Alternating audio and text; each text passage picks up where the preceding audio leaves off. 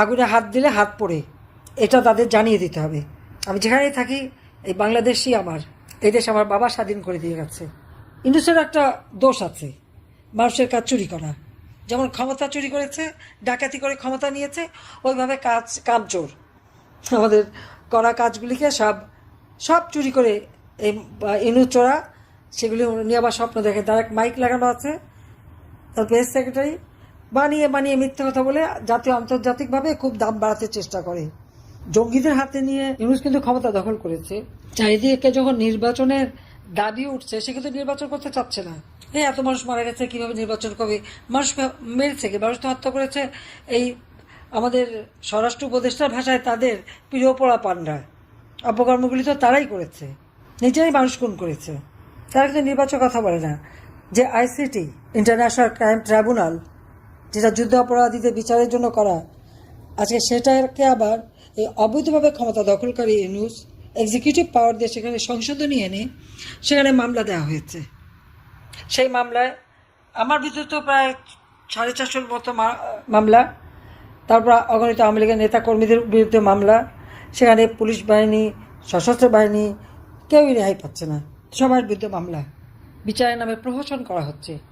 এবং কি দেখা গেল, যুদ্ধ অপরাধীদের বিচারে, যখন আমরা এই যুদ্ধ অপরাধীদের বিচার করেছি, সেই বিচারের ডিফেন্সের যারা ছিল, ডিফেন্স টিমের সাথে যে কাজ করেছে, সেই হয়ে গেছে এখন চিফ প্রসিকিউটর। আর যে দলটা নিষিদ্ধ ছিল, জিয়াউর রহমান যাদেরকে সংবিধানের 12 অনুচ্ছেদ এবং 38 অনুচ্ছেদের অংশবিশেষ মার্শাল অর্ডিন্যান্সের মাধ্যমে সংশোধন করে এদেরকে রাজনীতি করার সুযোগ দিয়েছিল, সে জামায়াতে ইসলামী, তাদেরই দলের লোক, তারাই হয়ে গেছে এই আইসিটির চেয়ারম্যান এবং চিফ প্রসিকিউটর। যারা যুদ্ধ অপরাধীদের পক্ষে ছিল, তারা যদি চিফ প্রসিকিউটর হয়, তো সেই মামলার রায় তো এমনি জানা যায়। সেখানে কি ন্যায় বিচার হবে? আমরা কি ন্যায় বিচার পাবো? বাংলাদেশের জনগণ কি ন্যায় বিচার পাবে? তা তো পাবে না। এবং সেটা প্রমাণ আজকে আপনারা দেখেন, সেই একজন যুদ্ধ অপরাধী আজহার, সে তো সেই আল বদর বাহিনীর প্রধান ছিল রংপুরে। মেয়েদেরকে তুলে ধরে পাকিস্তানি হানাদার বাহিনীর কাছে তুলে দিত, এবং প্রেগনেন্ট মেয়ে, তাকে রেপ করে দিনের পর দিন রেপ করেছে। তার পেটের বাচ্চা তো নষ্ট হয়েছেই, তার জীবনটাই ধ্বংস করে দিয়েছিল। এবং এভাবে কয়েক শত মেয়েকে তারা সেনা ক্যাম্পে তুলে দেয়, এমনকি অনেকে গুলি করে হত্যা করে। এবং ওই অঞ্চলে, সেই নিশবেদগঞ্জ থেকে শুরু করে সারা অঞ্চলে মানুষকে তুলে ধরে গণহত্যা চালায়, মুক্তিযোদ্ধাদের গণহত্যা চালায়। এবং এর পুরোপুরি প্রমাণ রয়ে গেছে। এখনও স্থানীয় লোকজন জানে আজহারের কুকীর্তির কথা, তা প্রমাণিত। অথচ সে সাজা পেয়েছিল, আজকে তাকে সেই সাজার থেকে মাফ করে দেওয়া হয়েছে এবং মুক্তি দেওয়া হয়েছে। অপরদিকে মুক্তিযোদ্ধাদের অপমান করা, তাদের গলায় জুতার মালা পরায়, শিক্ষকদের গলায় জুতার মালা পরায়, শিক্ষকদেরকে জোর করে পদত্যাগ করায়, মুক্তিযোদ্ধাদের অপমান করা হয়। আর যুদ্ধ অপরাধী, রেপিস্ট, যে পাশবিক অত্যাচার করেছে নারীদের উপর, এরা তখন এরকম বৃদ্ধ ছিল না, তারা তখন খুব যুবক ছিল। এটা সবার মনে রাখা উচিত। 53 বছর আগের কথা। তাদের বয়স তখন খুব অল্প, এবং তারাই আজকে তাদের গলায় ফুলের মালা দিয়ে বরণ করে নেওয়া হয়। কি অদ্ভুত দেশে আমরা বাস করি। আর যিনি আমাদের ডক্টর ইউনূস সাহেব, তারই বদলতে আজকে আন্তর্জাতিক যত সন্ত্রাসী জঙ্গি সংগঠনের সেই যে মূল হোতা এবং সেই যে বড় নেতা, এটা কিন্তু আজকে প্রমাণিত সত্য। অথচ মানুষকে, সারা বিশ্বকে সে বোকা বানিয়েছিল। যে গ্রামীণ ব্যাংক সরকারি টাকায় তৈরি করা, 6,000 টাকা বেতনে একটা এমডি পদে চাকরি করত, তারপর সে হাজার কোটি টাকার মালিক কিভাবে হলো? এটা আমি শুনেছি। এটা তো সকলে পারলে তদন্ত করে দেখেন, দেশে বিদেশে যারা আছে। একমাত্র আমেরিকা, সেই ল্যাটিন আমেরিকা থেকে শুরু করে আমেরিকার বিভিন্ন জায়গায় তার যে গ্রামীণ আমেরিকান ব্যাংক এবং বিভিন্ন তার ব্যবসা প্রতিষ্ঠান, সেখানে 17 বিলিয়ন মার্কিন ডলার তার বিনিয়োগ। এত টাকার মালিক সে। ফ্রান্সে শোনা যায় 2 বিলিয়ন ডলারের তার ব্যবসা, এবং সেখানে 2 না 3টে ব্যাংকের সাথে তার শেয়ার আছে। খুব মহামূল্যবান ফ্ল্যাট কিনা আছে নাকি প্যারিসে। আর বাংলাদেশে তো তার সম্পদের অভাব নাই। তিনটা ব্যাংকেরই রিপোর্টে ছিল 118 কোটি টাকার মালিক। তাছাড়া আরও বিভিন্ন জায়গায় যেমন 70 কোটি, কোথাও 46 কোটি, কোথাও 66, নানাভাবে তার টাকা, অজস্র টাকার মালিক সে। পূর্বাচলে 10 কাঠা জমি নিয়েছিলাম আমরা, তার জন্য সেটাকে বিরাট অপরাধ হয়ে গেছে। তার জন্য একেবারে রেড অ্যালার্ট দেওয়া হয়। আমাদের ছেলে মেয়ে কেউ বাদ যায় না, জয়, পুতুল, ববি, টুলি, প্রবন্ধী কেউ না, রিয়ানা, সবার বিরুদ্ধে মামলা। অপরাধ কি 10 কাঠা জমি? কেন আমরা কি অপরাধ করছি? আমাদের কি 10 কাঠা জমি পাবারও অধিকার নাই? আমাদের সব সম্পদ দিয়ে দিচ্ছে জনগণকে, আমাদের ছেলেমেয়ের কি কোনো অধিকার নাই? আর ইউনুসের তাহলে কি আছে শোনেন আপনারা। এই পূর্বাচলে তার 4000 কাঠা, 4800 কাঠা জমি, 4800 কাঠা জমি, সেখানে সে রিসোর্ট করেছে নৈসর্গ নামে। তো পূর্বাচলে এত জমি সে কীভাবে নিল? কোন আইনের বলে, কোন পরিকল্পনা বলে সে নিয়েছে? তার জবাব দিতে হবে না? তার বিচার হবে না? তার হিসাব হবে না? উত্তরায় 5 একরের উপরে জমি। কক্সবাজারেও কিন্তু নৈসর্গ রিসোর্ট আছে। সমগ্র বাংলাদেশে 6000 কোটি টাকার খালি জমি কিনে রেখেছে, মানুষকে নাকি সেবা দেবে। আজকে একটা সেবাও কি মানুষ পেয়েছে সেখান থেকে? চট্টগ্রামে 83 কাঠা জমি নিয়েছিল, 83 না 87 কাঠা জমি। কি আনন্দ স্কুল করবে, সেই স্কুলের চেহারা কেউ দেখেনি। আর ক্ষমতা আসার সাথে সাথে ব্যবসা বাণিজ্য 2 হাতে লুটে নিয়েছে। যেমন তার সমন্বয়ক উপদেষ্টা 2 হাতে টাকা বানাচ্ছে, শেয়ার মার্কেটে 90,000 কোটি টাকা লুট করে নিয়েছে, আর সেখানে তারা এখন 100 কোটি টাকার মালিক হয়ে গেছে। তার কি ক্রিপ্টোকারেন্সি দিয়ে টাকা বানাচ্ছে বিদেশে, আর এদিকে 2 হাতে সব এদিকে লুটে খাচ্ছে। এটাগুলি কোনো অপরাধ না।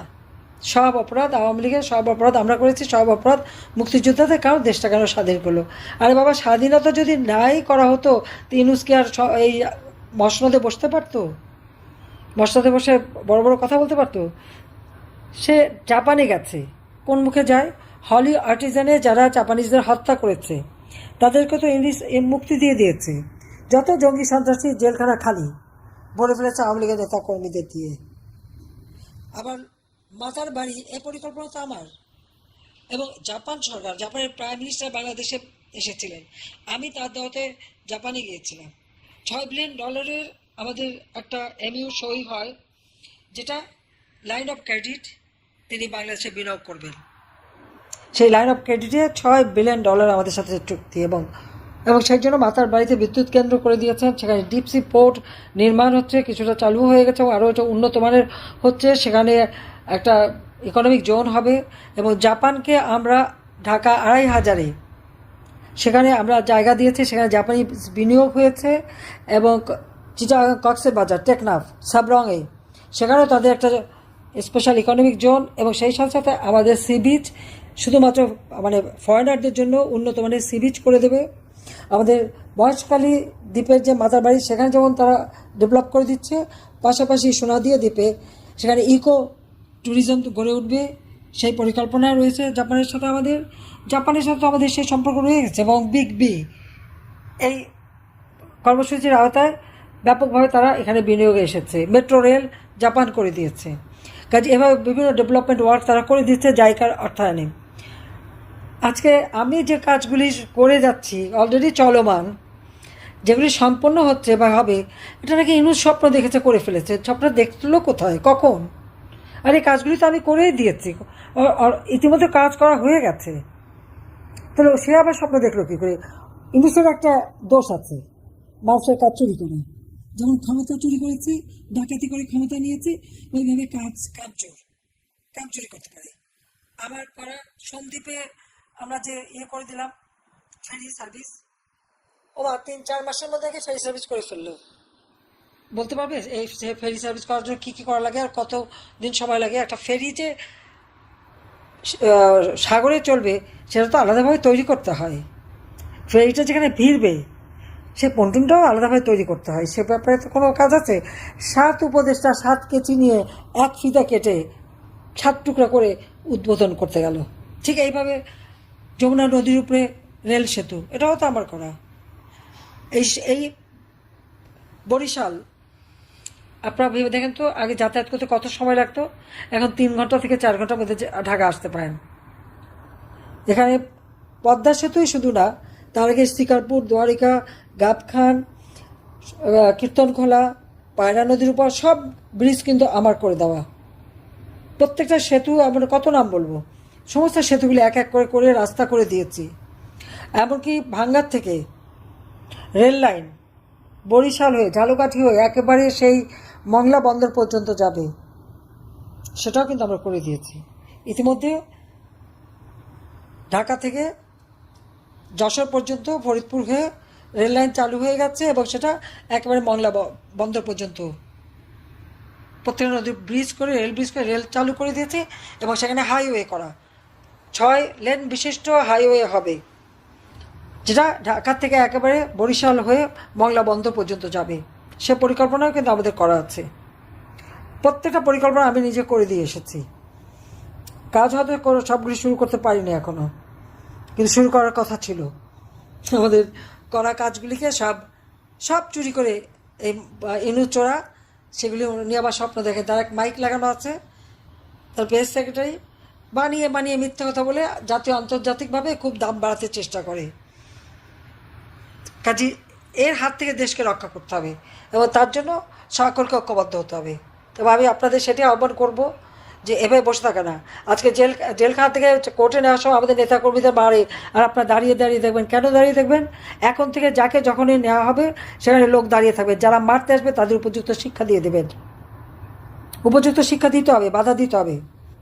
গেরিলা যুদ্ধ করে বাংলাদেশ স্বাধীন হয়েছে। কাজে যেভাবে পারেন এদেরকে শিক্ষা দেন, এটাই আমার নির্দেশ। আগে এই শিক্ষাটাই তাদের দিতে হবে। আগুনে হাত দিলে হাত পড়ে, এটা তাদের জানিয়ে দিতে হবে। মানুষ খুন করলে নিজেরও জীবন বিপন্ন হয়, এটা তাদের শিক্ষা দিতে হবে। এর থেকে আর কত বলবো? শুধু নির্দেশ চাইলে হবে না। আপনার ঘর পূর্বে আর আপনি নির্দেশে বসে থাকবেন যে আপনি তাদের প্রতিকার করবেন বা তাদের বিরুদ্ধে ব্যবস্থা নেবেন, এটা তো হয় না। যেভাবে পারবেন প্রতিকার করতে হবে সেভাবেই করবেন, সেটাই আমার নির্দেশ হিসেবে মেনে নেবেন। আমি তো আছি আপনাদের সাথে, যখন যেটা লাগবে আমি তো দেখব। আমি যেখানেই থাকি এই বাংলাদেশই আমার, এই দেশ আমার বাবা স্বাধীন করে দিয়ে গেছে। লাখো শহীদের রক্তের বিনিময়ে স্বাধীনতা পেয়েছি। কাজে এটাকে নিয়ে হেলাখেলা আমরা করতে দিতে পারি না। এই দেশকে এই খুনি ইউনূসের হাত থেকে, জঙ্গিদের হাত থেকে উদ্ধার করতে হবে এবং ইনশাল্লাহ আমরা তা করতে পারবো, এই বিশ্বাস আমার আছে। সেই জন্য তো আল্লাহ বাঁচিয়ে রেখেছে। আল্লাহ এক একবার এক একটা ঘটনা থেকে বাঁচায়।